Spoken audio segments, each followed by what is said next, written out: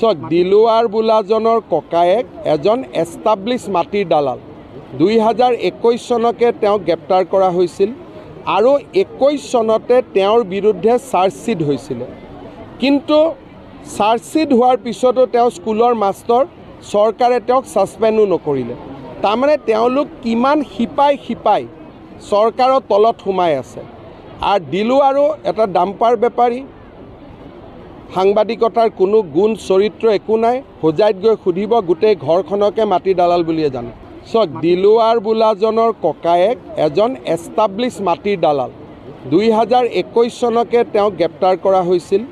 আৰু 21 চনতে তেওঁৰ বিৰুদ্ধে চাৰ্জশ্বিট হৈছিল কিন্তু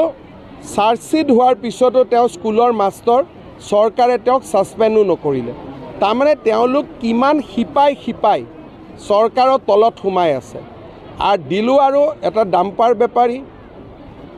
সাংবাদিকতাৰ কোনো গুণ চৰিত্ৰ একো নাই হোজাইত গৈ সুধিব গোটেই ঘৰখনকে মাটি দালাল বুলিয়ে জানে চক দিলুৱাৰ বোলাজনৰ ককায়েক এজন এষ্টাব্লিছ মাটিৰ দালাল 2021 চনকে তেওঁক গ্ৰেপ্তাৰ কৰা হৈছিল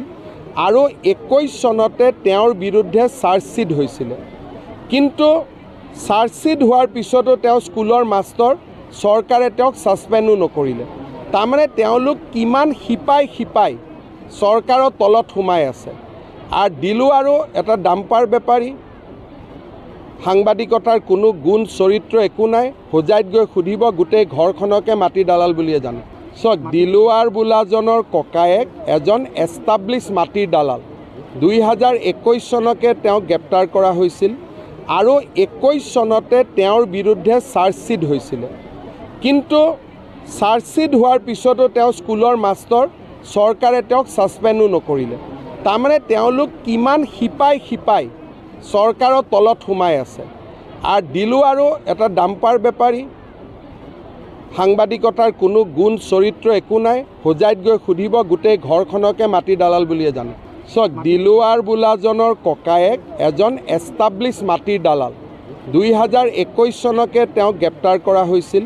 আৰু 21 চনতে তেওঁৰ বিৰুদ্ধে চাৰ্জশ্বিট হৈছিল কিন্তু চাৰ্জশ্বিট হোৱাৰ পিছতো তেওঁ স্কুলৰ মাষ্টৰ চৰকাৰে তেওঁক ছাছপেণ্ডো নকৰিলে তাৰমানে তেওঁলোক কিমান শিপাই চৰকাৰৰ তলত সোমাই আছে আৰু দিলু আৰু এটা ডাম্পাৰ বেপাৰী সাংবাদিকতাৰ কোনো গুণ চৰিত্ৰ একো নাই হোজাইত গৈ সুধিব গোটেই ঘৰখনকে মাটি দালাল বুলিয়ে জানে চক দিলুৱাৰ বোলাজনৰ ককায়েক এজন এষ্টাব্লিছ মাটিৰ দালাল 2021 চনকে তেওঁক গ্ৰেপ্তাৰ কৰা হৈছিল আৰু 21 চনতে তেওঁৰ বিৰুদ্ধে চাৰ্জশ্বিট হৈছিল কিন্তু চাৰ্জশ্বিট হোৱাৰ পিছতো তেওঁ স্কুলৰ মাষ্টৰ